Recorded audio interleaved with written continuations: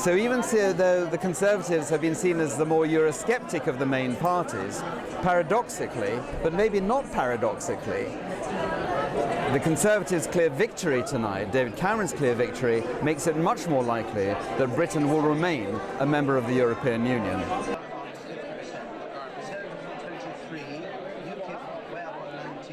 You would have a Conservative party that certainly its leadership would be most likely to campaign for staying in. You'd have a main opposition party, the Labour Party, campaigning to stay in. You'd have a quite small Liberal Democrat Party campaigning to stay in. And also I would think the business community coming out quite strongly in favour. So although there would be uncertainty about Britain's future membership of the European Union, as there is when you call a referendum, it would also be the first time that you would, for a long time, where you have in fact a government that would have to make the case for Europe.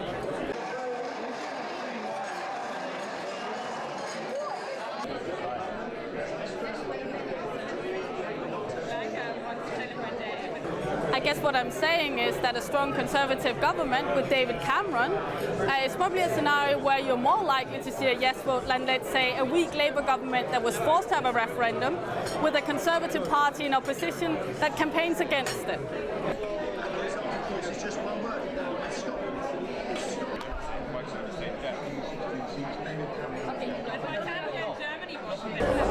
Well, they'll bring in legislation to stop the Scott Nats voting and a whole range of English issues, I expect. That will contain them to a certain extent, probably frustrate them and upset them. But I think they'll be very upset anyway, because they're taking it for granted, and not only would they carpet the whole of Scotland with SNP triumphs, but they would also dominate England by forcing a Labour government to do their bidding. But it doesn't look as if we're going to get a Labour government, and probably due to the scare that Cameron started about Labour and the SNP. So the SNP may have overreached themselves and destroyed what was going to be their key moment of influence.